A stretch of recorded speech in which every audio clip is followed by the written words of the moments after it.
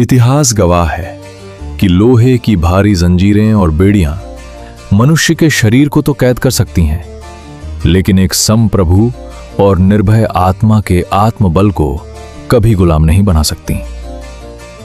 आज हम किसी काल्पनिक विचार की नहीं, बल्कि मुगल दरबार की नाकेबंदी के बीच जंजीरों में बंद कर भी वीरता की नई परिभाषा लिखने वाले एक असल महानायक की जीवन गाथा को जानेंगे। पूरे अदब के साथ नमन करेंगे अमर शहीद बाबा बाज सिंह जी को। बाबा बाज सिंह जी मीरपुर के रहने वाले एक अत्यंत शांत चित्त, शारीरिक रूप से अत्यंत शक्तिशाली और उच्च नैतिक सिद्धांतों वाले गुरसिख थे। उन्होंने दशमेश पिता की छत्र छाया में युद्ध कला सीखी और बाद में बाबा बंदा सिंह बहादुर जी के सबसे प्रमुख और भरोसेमंद 5 जनरलों में से एक बने।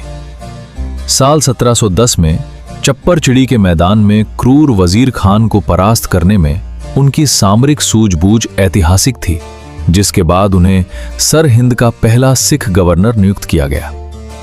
उन्होंने सदैव शोषित किसानों और गरीबों के अधिकारों के लिए इंसाफ का शासन चलाया। लेकिन उनके जीवन का सबसे अविश्वसनीय मोड़ साल 1716 में आया, जब गुरदास नंगल के लंबे घेरे के बाद उन्हें दिल्ली के शाही दरबार में कैदी बनाकर पेश किया गया। मुगल बादशाह फर्रुख सियर ने उपहास उड़ाते हुए कहा कि मैंने सुना तुम बहुत बड़े सूरमा हो, इस हाल में क्या कर सकते हो? बाबा बाज सिंह जी ने जरा भी भय दिखाए बिना दहाड़ कर कहा कि मेरी जंजीरें खोल कर देखो। जब उनकी हथकड़ियों को थोड़ा ढीला किया गया तो उन्होंने बिजली जैसी गति से मुगल पहरेदार की तलवार छीन ली और पलक झपकते ही शाही दरबार के शीर्ष जनरलों को धूल चटा दी। उनका यह अदम्य साहस देखकर पूरा शाही दरबार थर थर कांप उठा था। साम्राज्यवाद के घमंड के सामने अपनी आखिरी सांस तक संप्रभुता की सर्वोच्च मर्यादा को स्थापित करने वाले बाबा बाज सिंह जी ने दिल्ली में हंसते हंसते सर्वोच्च शहादत पाई।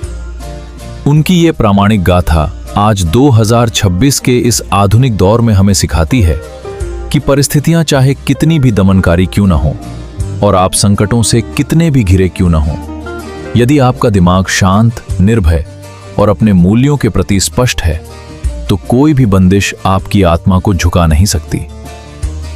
कोटि कोटि नमन है मर्यादा के उस महान प्रहरी को।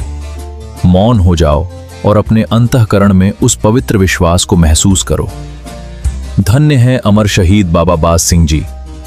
मिलते हैं कल शाम ठीक 6 बजे अनसंग हीरोज के एक नए और अद्वितीय